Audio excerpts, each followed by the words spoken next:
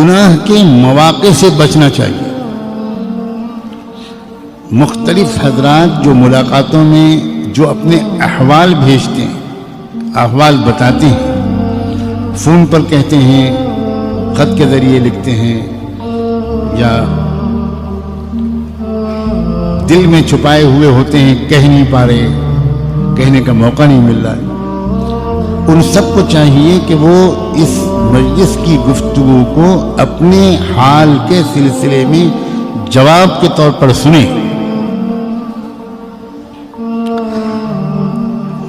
غور سے یہ بات سنیں کہ انسان جس گناہ میں پھنستا ہے، آسانی سے وہ اگر غور کرے تو سمجھ سکتا ہے کہ وہ کیا اسباب ہیں جن کی وجہ سے میں فلاں گناہ میں پھنس جاتا ہوں۔ کچھ گناہ وہ ہوتے ہیں، میرے نوجوان عزیز غور سے سنیں، کچھ گناہ وہ ہوتے ہیں جو تنہائی کی وجہ سے انسان جن میں مبتلا ہوتا ہے۔ وہ گناہ دوسروں کے سامنے وہ نہیں کر سکتا، وہ تنہائی ہی میں اس کے اوپر ایسا ایک جنون طاری ہوتا ہے کہ وہ ایسے گناہ کر بیٹھتا ہے جس سے اس کی صحت بھی خراب ہوتی ہے، آگے چل کر زندگی میں اس کو بہت شرمندہ ہونا پڑتا ہے، اس کی شادی شدہ زندگی کامیابی سے نہیں گزر سکتی، وہ بیچارہ اپنی بیوی کو سے آنکھ میں آنکھ ملا کے بات نہیں کر سکتا۔ ایسے گناہ انسان سے تنہائی ہی میں ہوتے ہیں، اور نوجوانوں سے کثرت سے ہو رہے ہیں اس دور میں۔ ایسے لوگوں کو چاہیے کہ وہ ایک بات تو یہ اپنی زندگی کا وظیفہ بنائیں کہ ایسی تنہائی سے اپنے کو بچائیں۔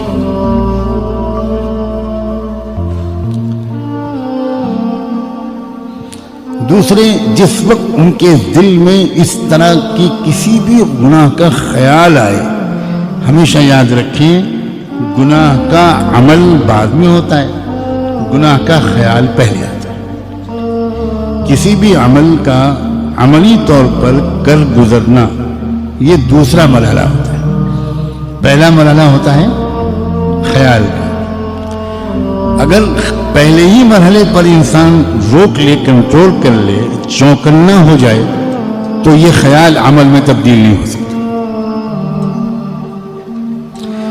اس خیال کو سے رکنے کا راستہ کیا ہے؟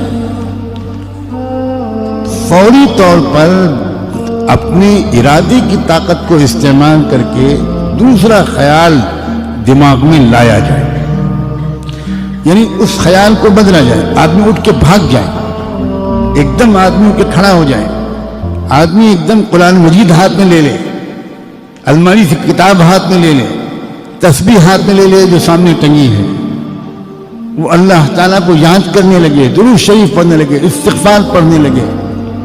اگر وضو کی حالت میں تھا تو جلدی سے نماز کی نیت باندھ لے، لیکن کچھ نہ کچھ کرے۔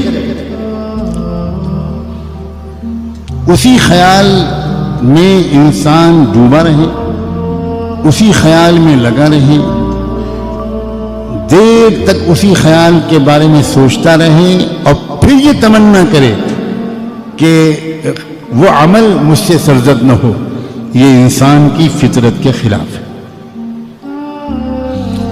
خیال عمل میں اپنے کو تبدیل کروا کر رہتا ہے۔ اگر آپ نے اس کو تھوڑی مہلت دے دی تو وہ پھر عمل میں تبدیل کروا کر رہتا ہے۔ وہ خیال کو بدلنا چاہیے، کسی بھی ترکیب سے خیال کو بدلنا چاہیے۔ حضرت یوسف علیہ السلام کو بھی خیال آیا تھا، ایسا نہیں ہے کہ ان کو خیال نہیں آیا تھا، اور انسان ایسا ہو ہی نہیں سکتا کہ اس کو خیال نہ آئے، لیکن یوسف علیہ السلام نے فوری طور پر فوراً اپنے خیال کو منتقل کیا اللہ کی پکڑ کی طرف، اللہ کی قدرت اور رحمت کی طرف، اور معاذ اللہ کہتے ہوئے بھاگے۔ یعنی انسان اپنی حالت کو بدلے، اپنی حیثیت کو بدلے، لیٹا ہوا ہے تو بیٹھ جائے، بیٹھا ہوا ہے کھڑا ہو جائے، بھاگے، نکلے باہر، اپنی جگہ بدلے، پوزیشن بدلے، مقام بدلے. ظاہری حیات بدلنے سے خیال کے بدلنے میں مدد ملتی ہے.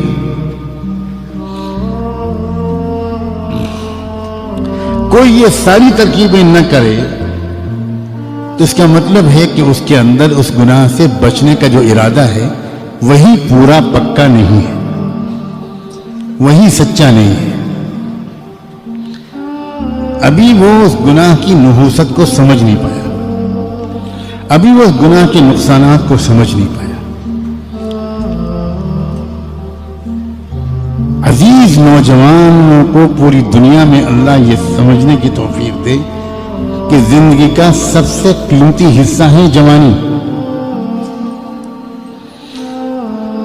بننا ہوتا ہے جن انسانوں کو وہ جوانی ہی میں بنتے ہیں، بگڑنا ہوتا ہے جن کو وہ جوانی ہی میں بگڑتے ہیں. اگر یہ حصہ زندگی کا، اسی میں وہ صحت ہوتی ہے، اسی میں وہ قوت ہوتی ہے کہ انسان اس میں زیادہ سے زیادہ نیک اعمال کر سکتا ہے. بڑھاپے کی معذوریاں، مجبوریاں یہ تو تبھی معلوم ہوتی ہیں انسان کو جب خود بڑھاپا اس کے اوپر حاوی ہو جاتا ہے.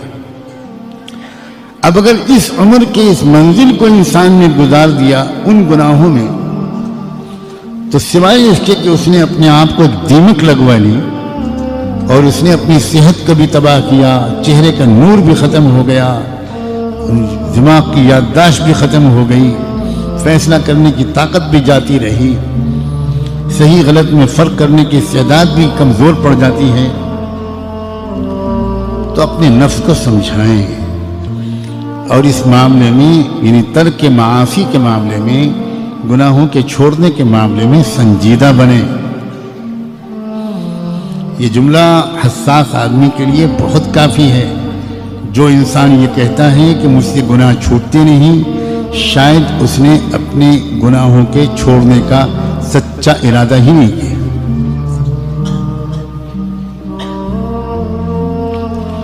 ورنہ ایک بار گناہ چھوڑنے کی عادت اگر پڑ جائے گی تو یقین کرو گناہ کرنا زیادہ مشکل ہو جائے گا، گناہ چھوڑنا لذیذ ہوگا.